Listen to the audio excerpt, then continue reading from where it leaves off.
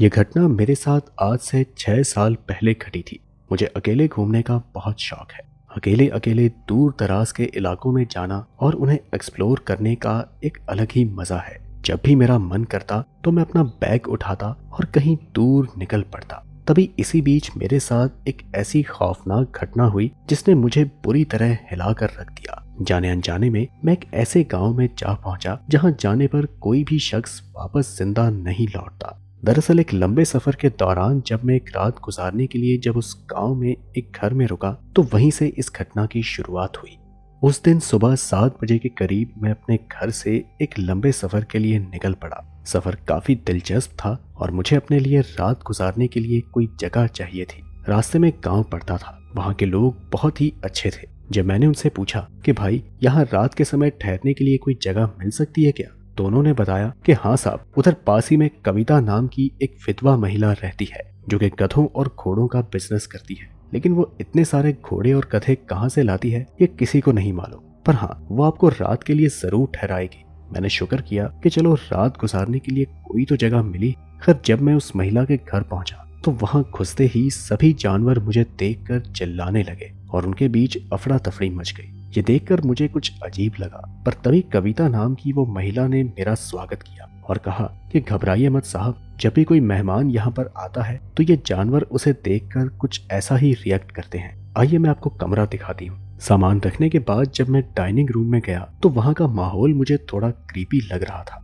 क्योंकि एक तो बैकग्राउंड में अजीबोगरीब किस्म का म्यूजिक बज रहा था और वहाँ दीवारों पर अजीबोगरीब किस्म की नक्काशियां की हुई थी। खैर मुझे तो रात गुजारने से मतलब था, इसलिए मैंने ये सब इग्नोर किया और कविता से कहा कि वो मेरा खाना मुझे कमरे में ही दे दे। मेरे कमरे के सामने एक और कमरे में एक कपल ठहरे हुए थे जो शायद मेरी ही तरह एक लंबे सफर पर थे। खाने में कविता ने मुझे कुछ कपकेक्स और एक कप चाय दी और जाते जाते ये कहा कि साहब अगर किसी चीज की जरूरत हो तो मुझे याद कर लेना। लेकिन उस वक्त मैं इस कदर थका हुआ था कि मैं बिना कुछ खाए पिए ही सो गया। वो कपकेक्स और वो चाय का कप टेबल पर ऐसे ही पड़ा रहा। वैसे आपको बता दूं कि मैं रात गुजारने के लिए जिस इलाके में ठहरा था वहां का मौसम रात के वक्त काफी ठंडा हो जाता है, इसलिए मुझे रात को कंबल लेकर सोना पड़ा। भूख के मारे रात के करीब 2:30 बजे मेरी नींद खुली।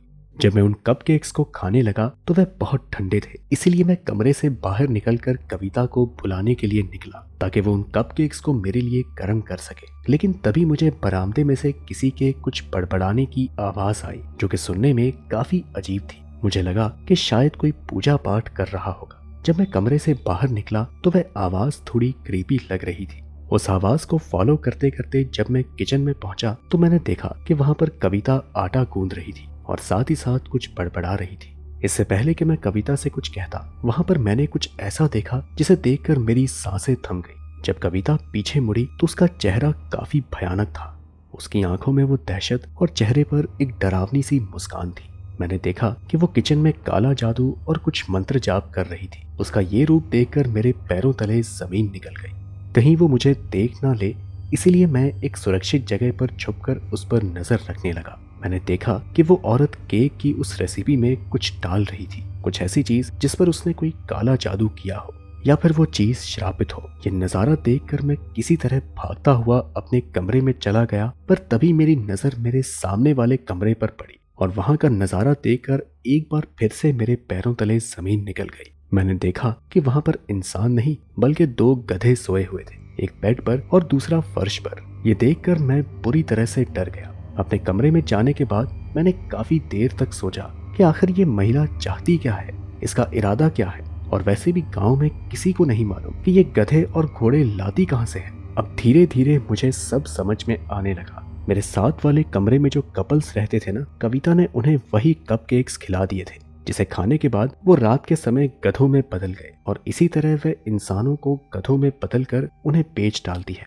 मैंने भगवान का लाख लाख शुक्र किया कि मैंने उसके दिए हुए कपकेक्स और चाय बिल्कुल नहीं लिए। सुबह सुबह मैं अपना सामान पैक करके निकलने ही वाला था कि तभी कविता ने मेरे कमरे के दरवाजे पर दस्तक दी। लेकिन मुझे अभी भी इंसानी रूप में देखकर वह काफी घबरा गई और बोली कि तुम उठ गए।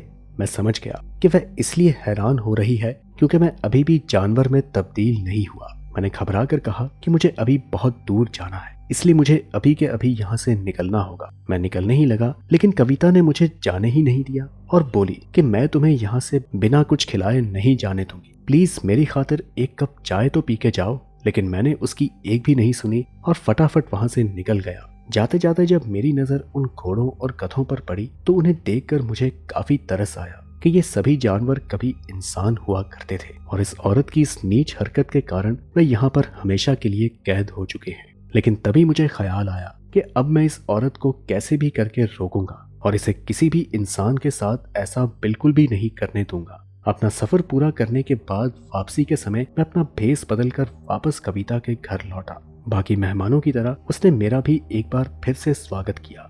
मेरी किस्मत अच्छी थी कि वो मुझे बिल्कुल नहीं पहचान सकी। उसने मुझे खाने के लिए वही श्रापित कपकेक्स दिए, पर मैंने उसे कहा कि मेरी पत्नी बहुत अच्छे कपकेक्स बनाती है। मेरे पास उसके बनाए हुए कुछ कपकेक्स हैं जिसे मैं आपके साथ बैठकर खत्म करना चाहता हूँ। आप भी मेरे साथ खाइए।